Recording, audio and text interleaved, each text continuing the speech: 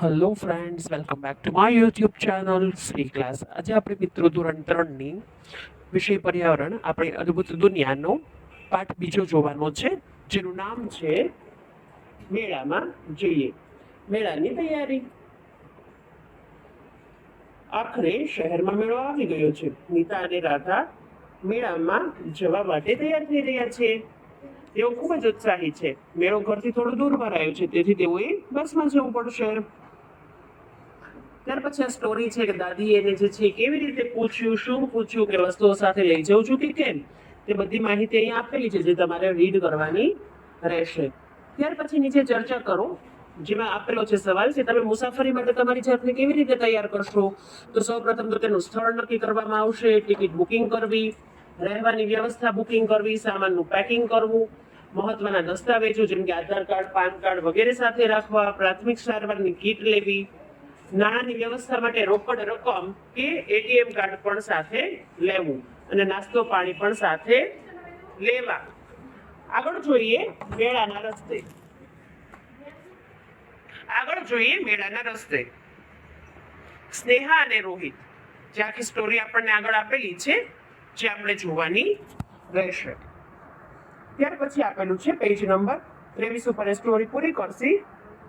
ત્યાર પછી page number 24 ઉપર આપેલું છે, તમારા શહેર, નગર, ગામની અંદરની મુસાફરી કરવા માટે તમે કયા કયા વાહનોનો ઉપયોગ કરો છો? તો કે સાયકલ, સ્કૂટર, રિક્ષા, કાર વગેરેનો ઉપયોગ કરીએ છીએ. બસ અને કારમાં મુસાફરી કરતી વખતે અથવા તો સાયકલ ચલાવતી વખતે સલામતીના પગલાં શા માટે અનુસરવા જોઈએ?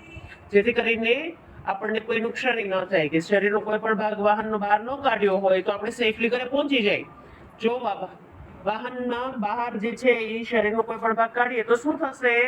તો કે આપણા શરીરના ભાગ કપાઈ જાય છે અને પરિણામે આપણને નુકસાન થાય. એટલે ટ્રાફિકના નિયમોનું પાલન કરવું જરૂરી જ છે, નહીતર કોઈ પણ અકસ્માતનો ભોગ બની શકાય. અકસ્માત થાય.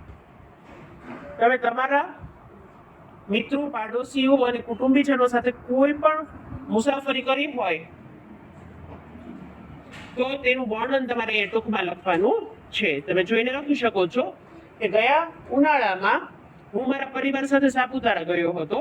અમે ત્યાં કાર દ્વારા ગયા હતા. ત્યાં અમે સનસેટ પોઈન્ટ જોયો, બોટિંગની મજા માણી અને ઠંડા પવનમાં ફરવાની પણ અમને ખૂબ મજા આવી. અને આ પ્રવાસ મારા માટે ખૂબ જ યાદગાર બની રહ્યો.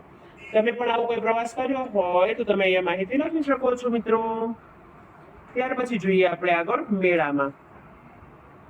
મેળાની અંદર જે છે અગ્નિશામક વાહન હોય, પોલીસ હોય, તેમજ એમ્બ્યુલન્સની પણ સુવિધાઓ રાખવામાં આવી છે.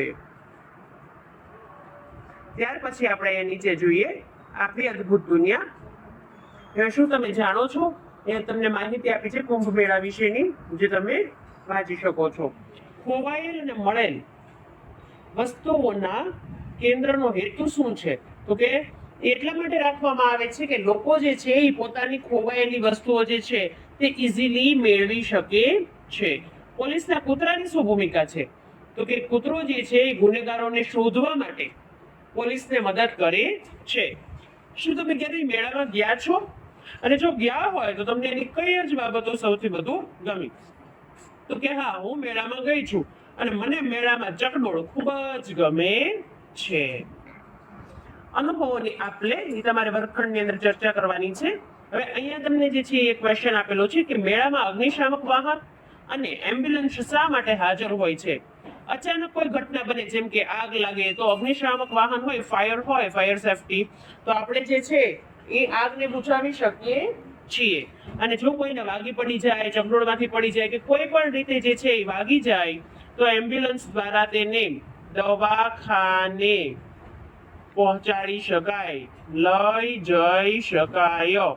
આ લખી નાખજો મિત્રો, દવાખાને પહોંચાડી શકાય. બરાબર છે?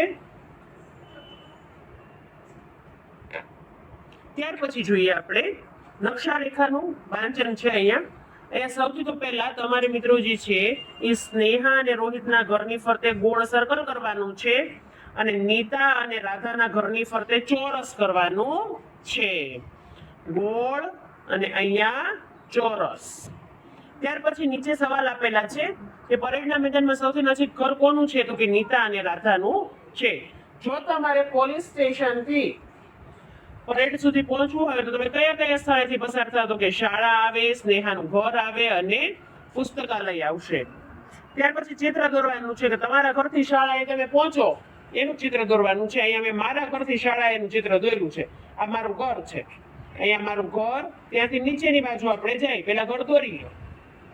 ઘર દોરી લીધા બાદ નીચે જે છે એ પુસ્તકાલય છે, વળાંક આવે છે, વળાંક પાસે અહીંયા પુસ્તકાલય છે અને ત્યાર પછી મારી શાળા આવે છે. તમારો જે રસ્તો હોય તે પ્રમાણે તમારે નકશો દોરવાનો રહેશે. ત્યાર પછી આપણે આપણા વડીલોની સંભાળ કેવી રીતે રાખી શકીએ? એનો જવાબ અહીંયા ઉપર લખ્યો છે કે સમયસર આપણે એને દવા અને પૌષ્ટિક ખોરાક આપીને રાખી શકીએ. તેમની સાથે પ્રેમથી વાતો કરીને અને નાની મોટી જરૂરિયાતોનું ધ્યાન રાખીને જે છે એ આપણે તેની સંભાળ રાખી શકીએ. આપણે આપણી આસપાસ કેવા પ્રકારના વાહનો જોઈએ છીએ? તો કે સાયકલ, સ્કૂટર, રિક્ષા, કાર, બસ, ટ્રક અને ટ્રેક્ટર જેવા વાહન જોઈએ છીએ. મુસાફરી દરમિયાન આપણે સલામતીની કઈ બાબતોનું ધ્યાન રાખવાનું? તો કે ટ્રાફિકના નિયમનું પાલન કરવાનું, સીટ બેલ્ટ કે હેલ્મેટ પહેરવાનું, હંમેશા ડાબી બાજુએ જ વાહન ચાલવાનું અને હા, બસ કે કારની બહાર મોઢું કે કોઈ પણ હાથ કાઢવાના નથી. અહીંયા જે છે મિત્રો વચ્ચે જે આપેલા છે, આ વચ્ચે જેટલા આપેલા છે અહીંયા જે છે એ તમને જોડકું આપવામાં આવેલું છે. તેમાં સૌથી પહેલા આ જેટલા વચ્ચે આપેલા છે ને એ આજુબાજુ ચિત્રો છે. એટલે ચિત્રો જે છે એ પેલા લખી નાખો કે આ પોલીસ અધિકારી જે છે એ અહીંયા છે, તો આ પોલીસ અધિકારી, આ હલવાઈ ને કંદોઈ અહીંયા છે, તબીબી સહાયક જે છે તે અહીંયા લખવાનું છે, આ રમકડા વેચનાર લખવાનું છે. પછી તમારે શું કરવાનું છે કે તમે જે લખેલું છે એ જોડવાનું રહેશે. ત્યાર પછી જે છે અહીંયા જે છે બંગડી વેચનાર લખવાનું છે, અગ્નિશામક વાહન લખવાનું છે, મહેંદી મૂકનાર લખવાનું છે અને કઠપૂતળી કલાકાર લખવાનું રહેશે. ત્યાર પછી તમારી નોટબુકમાં તમારે ચિત્રો ઘરની આજુબાજુના વિવિધ વાહનોના દોરવાના છે. અહીંયા જે છે આ યુનિટ પૂરું થાય છે. ફરી મળીશું નવા યુનિટ સાથે. Thank you.